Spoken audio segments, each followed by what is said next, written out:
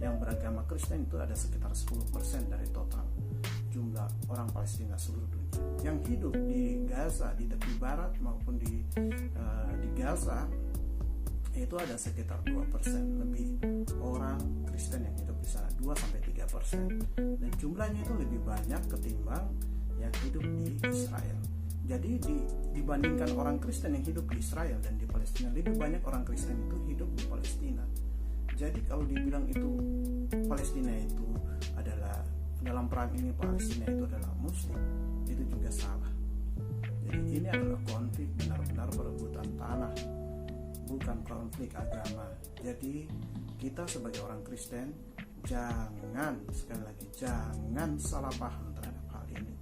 Tuh, panggilan kita yaitu satu, kita harus menjadi pendoa syafaat untuk perdamaian dunia dimanapun itu, tidak hanya di Palestina dan Israel, dimanapun di dunia, di belahan bumi, ya, di belahan bumi manapun, negara yang sedang konflik pun kita harus mendoakan, karena di sana ada manusia yang hidup dalam suasana yang tidak mengenakan, suasana yang mencekam.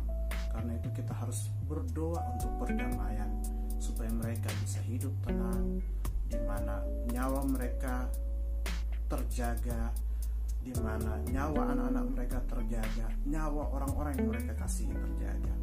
Itulah panggilan kita.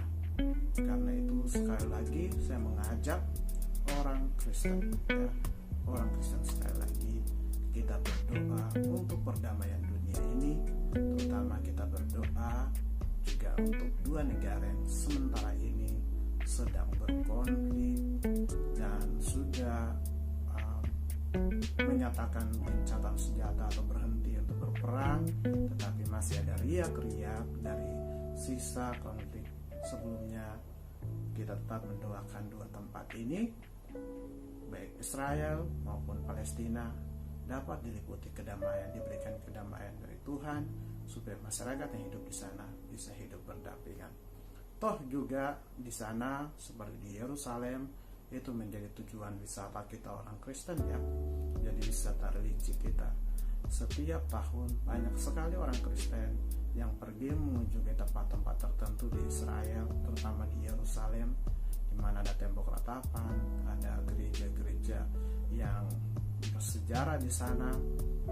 Tentunya dengan damainya tempat ini, kita pun sebagai wisatawan yang akan berkunjung ke sana pun akan merasakan damai juga dan menikmati keindahan dari situs-situs sejarah kekristenan kita di sana.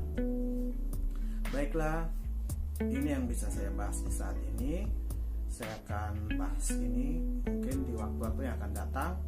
Saya akan bahas tentang fakta lain di sekitaran Palestina dan Israel, supaya kita jangan salah kaprah, jangan kita gagal paham, jangan kita ikut-ikutan dalam hal yang tidak benar. Kalau kita ikut-ikutan pun dalam hal yang benar, yaitu kita ikut-ikutan untuk berdoa, kita ikut-ikutan untuk menjadi pendamai, kita ikut-ikutan untuk peduli terhadap nyawa manusia, kita dukung dalam doa bagi keselamatan semua orang. Terima kasih, Tuhan Yesus memberkati. Keselamatan senantiasa bagi kita, kemakmuran, kedamaian bagi kita dan orang-orang yang kita sayangi, terutama bagi bangsa dan negara kita, kiranya dilindungi senantiasa dari segala ancaman, hambatan, dari segala hal yang akan merongrong bangsa dan negara kita, agar kita semua masyarakat Indonesia dapat hidup damai, berdampingan dalam keanekaragaman. Tuhan Yesus memberkati. Terpuji nama Yesus selama-lamanya. Amin.